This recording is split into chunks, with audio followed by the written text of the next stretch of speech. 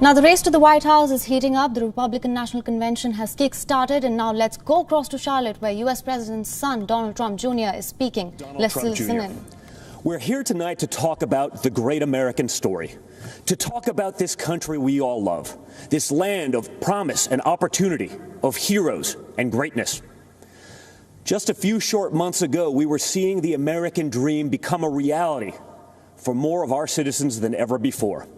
The greatest prolonged economic expansion in American history, the lowest unemployment rate in nearly 50 years, the lowest unemployment rates ever for Black Americans, Hispanic Americans, women, and pretty much every other demographic group. And then, courtesy of the Chinese Communist Party, the virus struck. The president quickly took action and shut down travel from China. Joe Biden and his Democrat allies called my father a racist and a xenophobe for doing it. They put political correctness ahead of the safety and security of the American people. Fortunately, as the virus began to spread, the president acted quickly and ensured ventilators got to hospitals that needed them most. He delivered PPE to our brave frontline workers, and he rallied the mighty American private sector to tackle this new challenge. There's more work to do, but there is a light at the end of the tunnel. Job gains are outpacing what the so-called experts expected. But Biden's radical left-wing policies would stop our economic recovery cold. He's already talking about shutting the country down again. It's madness. Democrats claim to be for workers, but they've spent the entire pandemic trying to sneak a tax break for millionaires in Democrat states into the COVID relief bill. Then they attacked my father for suspending the payroll tax for middle-class workers. In fact, if you think about it, Joe Biden's entire economic platform seems designed to crush the working man and woman. He supported the worst trade deals in the history of the planet. He voted for the NAFTA nightmare. Down the tubes went our auto industry. He pushed for TPP. Goodbye, manufacturing jobs. Beijing Biden is so weak on China that the intelligence community recently assessed that the Chinese Communist Party favors Biden. They know he'll weaken us both economically and on a world stage. Biden also wants to bring in more illegal immigrants to take jobs from American citizens.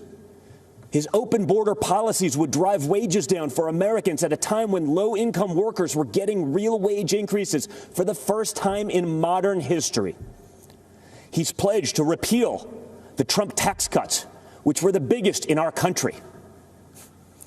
After 8 years of Obama and Biden's slow growth, Trump's policies have been like rocket fuel to the economy, and especially to the middle class. Biden has promised to take that money back out of your pocket and keep it in the swamp. That makes sense, though, considering Joe Biden is basically the Loch Ness Monster of the swamp. For the past half-century, he's been lurking around in there. He sticks his head up every now and then to run for president. Then he disappears and doesn't do much in between. So if you're looking for hope, look to the man who did what the failed Obama-Biden administration never could do and built the greatest economy our country has ever seen. And President Trump will do it again. We will be stronger than ever because when we put our mind to it, there is no obstacle that America can't surmount. Except there's a difference this time. In the past, both parties believed in the goodness of America. We agreed on where we wanted to go. We just disagreed on how to get there. This time, the other party is attacking the very principles on which our nation was founded. Freedom of thought, freedom of speech, freedom of religion, the rule of law. Thomas Jefferson famously said, "I have sworn upon the altar of God eternal hostility against every form of tyranny over the mind of man."